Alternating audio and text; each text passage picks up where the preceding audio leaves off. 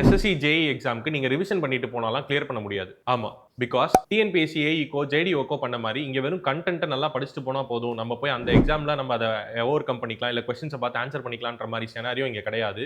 Because இங்க ரெண்டு difficulty parameters இருக்கு. ஒன்னு டைம் மேனேஜ்மெண்ட். 200 கொஸ்டின்ஸ் 2 ஹவர்ஸ்ல நீங்க இப்ப ஆன்சர் பண்ண போறீங்க. அதாவது கிட்டத்தட்ட ஒரு 30 to 35 செகண்ட்ஸ் தான் ஒரு கொஸ்டினுக்கு நீங்க கொடுக்க முடியும். அப்ப அந்த டைம்குள்ளார ஒரு கொஸ்டினை படிச்சு அண்டர்ஸ்டாண்ட் பண்ணி அதுக்கு கரெக்டா ஆன்சர் பண்றது வேற என்ஷோர் பண்ணணும். ஏன் சார் இந்த கரெக்டா அப்படிங்கறத ரொம்ப ஸ்ட்ரெஸ் பண்றீங்க அப்படின்னா, இங்க நெகட்டிவ் மார்க்கிங் இருக்கு. அதாவது ஒரு கொஸ்டினை நீங்க தப்பா போட்டீங்கன்னா நீங்க எடுத்த மார்க்ல இருந்து 0.25 மார்க் கட் ஆயிரும். அப்ப எவ்வளவு சீக்கிரமா பண்றீங்க அண்ட் எவ்வளவு அக்யூரேட்டா பண்றீங்க, இது ரெண்டுமே மேட்டர்ஸ். அதை நீங்க ஒரு டெஸ்டா எழுதி பிராக்டிஸ் பண்ணல அப்படின்னா வரவே வராது. எக்ஸாம் அன்னைக்கு நிறைய கேண்டிடேட்ஸ் ஒரு 20 to 30 கொஸ்டின்ஸை விட்டுட்டு வந்துட்டேன், பார்க்கவே முடியல, எனக்கு டைம் பத்தலன்னு சொல்லி நான் நிறைய கேட்டிருக்கேன். ஸோ நீங்க அந்த தப்பை பண்ணாதீங்க. பிராக்டிஸ் பண்றப்பவே அந்த டைமையும் அண்ட் அக்யூரேசியும் சேர்த்து என்ஷோர் பண்ணிருங்க. கூடவே இதுக்குள்ள இருக்க பேக் அண்ட் கான்செப்சுவல் அண்டர்ஸ்டாண்டிங்கும் சேர்த்து என்ஹான்ஸ் பண்ணிட்டீங்கன்னா ரொம்ப ஈஸியாவே இந்த எக்ஸாமுக்கு ப்ரிப்பேர் பண்ணிடலாம். another 40 to 50 days டைம் இருக்கு, அதை கண்டிப்பா யூட்டிலைஸ் பண்ணிக்கோங்க.